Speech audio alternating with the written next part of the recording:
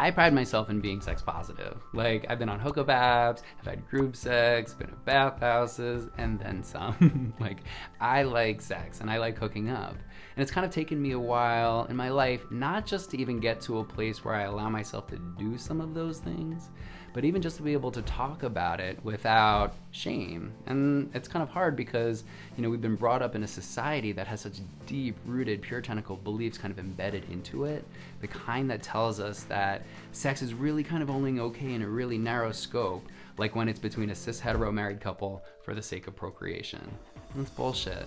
Because the truth is that it is just a normal, healthy part of what it means to be a human being. Of course, we want to make sure that we're taking safer practices around like our sex life to make sure that we're physically okay. Aside from that though, sex just for the sake of pleasure and physical connection is good. And there's been a little bit more openness and acceptance of that, I think, kind of in our culture over the last few decades that's helped kind of pave the way for a larger sex positive hookup culture. That's also a good thing. The only thing that can start turning that a bit more toxic is when we are using that kind of physical connection in place of the more emotional needs that we might have. And so it kind of becomes misguided. It's kind of like what an old client of mine used to call shopping for milk at a hardware store. I've definitely had that experience where I've like fired up Grindr one night and decided, you know, I'm just gonna have some fun, and I go on there and I'm kind of searching, and then like after a while I'm like, I have fallen into a dark hole, and not the kind that I want to. And I've been like, am I even having fun? And am I even really intending on meeting up with anybody? A lot of times I'm not even. When I get honest with myself and I check in, the truth is that I'm actually just kind of feeling maybe like isolated, kind of detached, lonely, maybe even insecure. So the problem isn't that sex is bad, it's just that when misplaced, it's that kind of sex that can actually kind of act as a defense for us to avoid being more emotionally vulnerable in ways that actually can help us meet the deeper needs that we really have.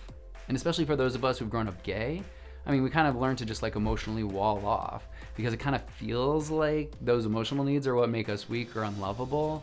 And what do? We wind up just like substituting physical intimacy for it because we at least need to feel like some sort of connection, so it gives us something.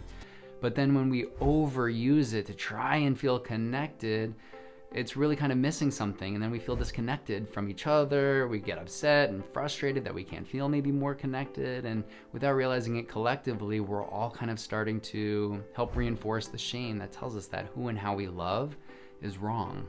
All right, so what can we do? I'm gonna oversimplify something that's very nuanced and complex, but for the sake of this video, I'm gonna say two things. The first thing is, let's just check in with ourselves. You know, if we're kind of noticing that our sex life is maybe a little out of our control, then we might want to consider something that might be addictive about sex for us, which is okay, it is for a lot of us. And if that's the case, then like, let's just check in with a therapist, 12-step meetings, you know, group support, you know, so we can see if maybe that's part of our story, you know? And if it's not, the second thing that we can do is just really check in with ourselves in a different way about what's our intention. And if we find ourselves in certain moments where we're about to have sex that we're in a good place and it really does just feel easy, light, and fun and playful, then go for it. Have fun, have sex.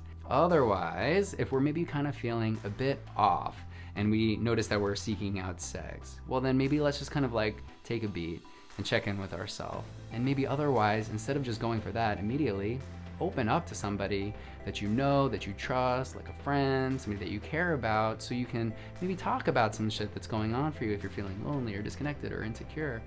Any of those very normal things to be feeling at times, because then that helps us find other ways of maybe getting some of our needs met. Because it's not that we need to eliminate hookup culture, it's just that we want to broaden the scope and open our hearts up a little bit more too, so we can see maybe there's other more emotional ways that we can connect to.